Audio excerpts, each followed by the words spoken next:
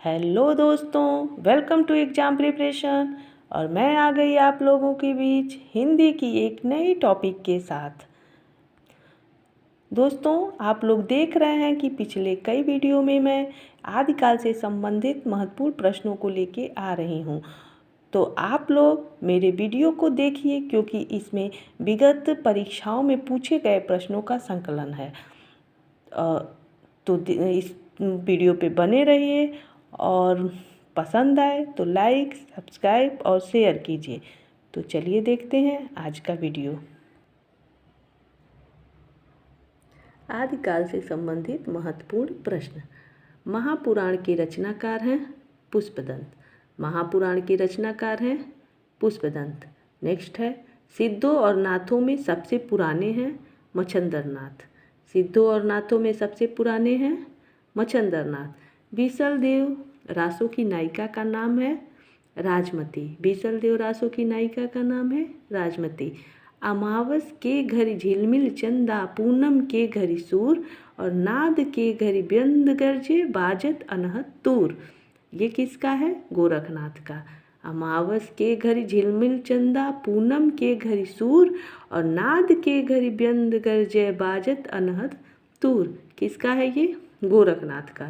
Next है, वह रचनाएं जिसमें कड़वक शैली का प्रयोग हुआ है जम्बू स्वामी चरिव, पउम चरिव और महापुराण।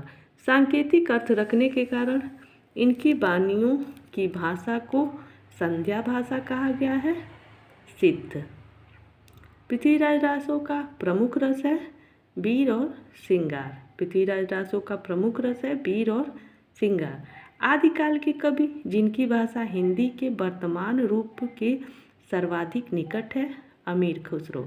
आदिकाल के कवि जिनकी भाषा हिंदी के वर्तमान रूप के सर्वाधिक निकट है अमीर खुसरो। राहुल सांकृत्यायन ने हिंदी का पहला कवि माना है सरहपाद। राहुल सांकृत्यायन ने हिंदी का पहला कवि माना है सरहपाद।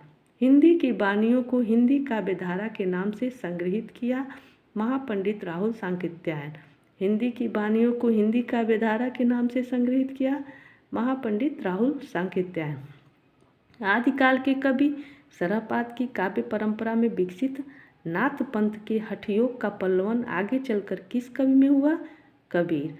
आदिकाल के कवि सरहपाद की काव्य परंपरा में विकसित नाथ पंथ के हठयोग का पल्लवन आगे चलकर किस कवि में हुआ? कबीर। बौद्ध धर्म के सिद्धांतों में देश की बदलती हुई परिस्थितियों ने जिन नवीन भावनाओं की सृष्टि की, उन्हीं के परिणाम सिद्ध साहित्य की रूपरेखा तैयार हुई। सिद्ध साहित्य के प्रादुर्भाव विषयक यह कथन है रामकुमार वर्मा।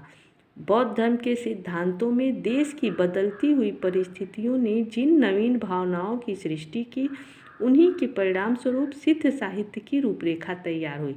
सिद्ध साहित्य के प्रादुर्भाव विषयक यह कथन है रामकुमार वर्मा। आप लोग कथन को थोड़ा ध्यान से पढ़िएगा, क्योंकि आजकल टीजीटी पीजीटी एग्जाम में कथन बहुत ही पूछे जा रहे हैं। नागरी प्रचारणी सभा से प्रकाशित पृथ्वीराज रासों के संस्करण को प्रामाणिक मानने वाले विद्वान हैं कर्नल टाड।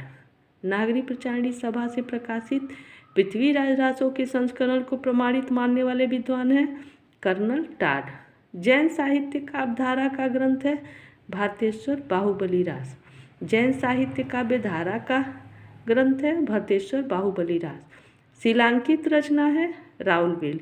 शिलांकित रचना है राउलवेल। जसहर चरित के लेखक हैं पुष्पदंत। जसहर चरित के लेखक हैं पुष्पदंत।